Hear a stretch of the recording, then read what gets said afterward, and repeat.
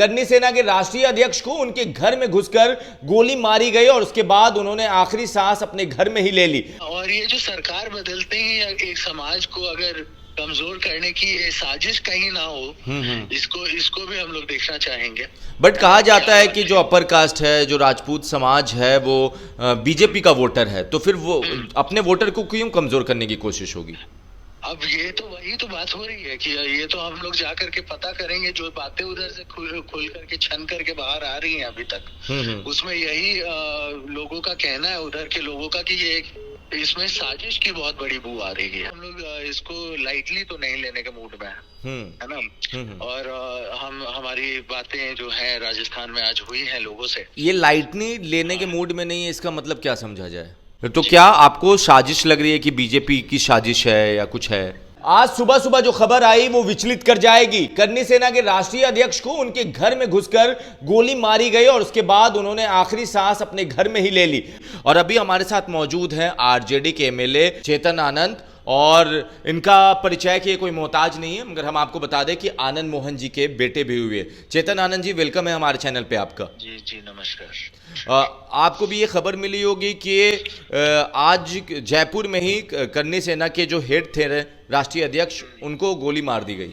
जी, बहुत ही दुखद खबर आज मिली है हमको। और गोगामणि जी से हमारी मुलाकात अभी कुछ दिन पहले ही अजमेर में एक कार्यक्रम के दौरान हुई थी, है ना। और उनसे एक रिश्ता भी हम लोगों का था। हर जगह जहाँ पर भी पिताजी के सवाल पे, दिल्ली में प्रोग्राम हो या पटना में हो या कहीं भी हो, उनका सपोर्ट हम लोगों को मिलता रहा है। और एकदम से ये न्यूज जब हम लोगों को मिला है तो हम लोग इसको लाइटली तो नहीं लेने के मूड में है ना। और हमारी बातें जो है राजस्थान में आज हुई हैं लोगों से, ये लाइटली लेने के मूड में नहीं है, इसका मतलब क्या समझा जाए? बिल्कुल वहाँ पर आंदोलन करेंगे। राजस्थान के हमारे साथियों से हमारी बात हुई है। हाँ, और हम लोग पूरा एक मूड में है कि वहाँ पर जाकर के एक बड़ा आंदोलन होगा जब तक दोषियों को सजा नहीं होती है। हाँ, और ये जो सरकार बदलते ही एक समाज को अगर कमजोर करने की ये साजिश कहीं ना हो, इसको भी हम लोग देखना चाहेंगे।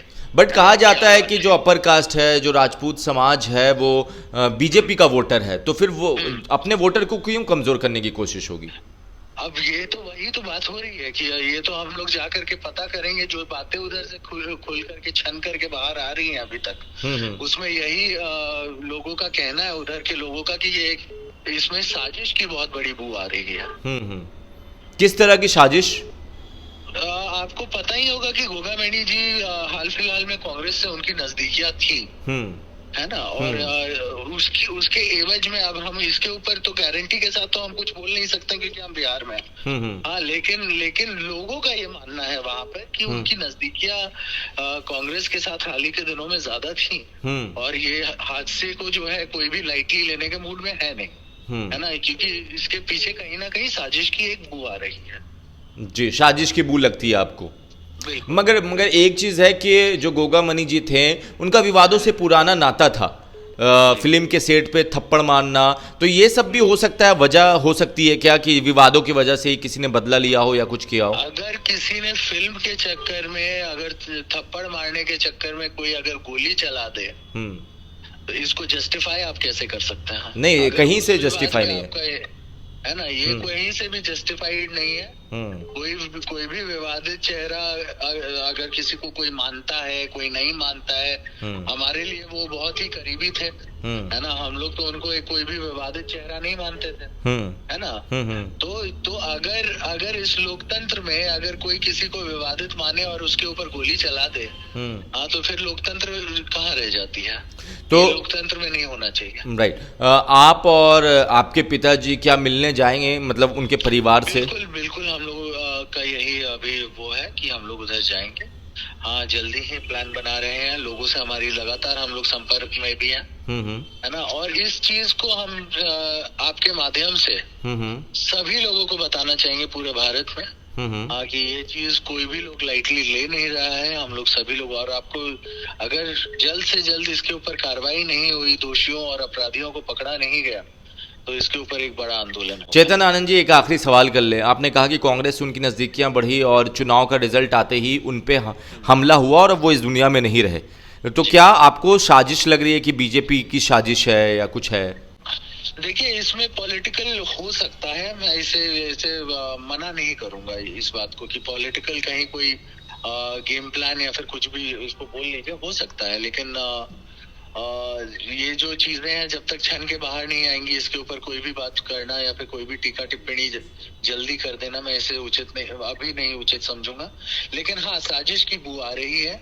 हाँ, वो साजिश किसने करवाई, कैसे करवाई, इस सब को जो है हम लोग भी देखना चाहिए। एक चीज और है कि ये जो हत्या हुई है वो घर में घुसकर हुई है। बिल्कुल। तो, ये बताइए कैसा मतलब आपको ऐसा मतलब सिस्टम हो गया या फिर जो भी बोलिए कि किसी के घर में घुस करके कोई भी अपराधी कोई भी क्राइम कमिट कर दे, तो इस तरीके से देश नहीं चल सकता। राजपूत समाज क्या बिहार में भी इस मामले को उठाएगा और बिहार में भी सड़कों पर उतरेगा? बिल्कुल, हम लोग यहाँ पर सभी लोगों को बहुत आहत है इस चीज से।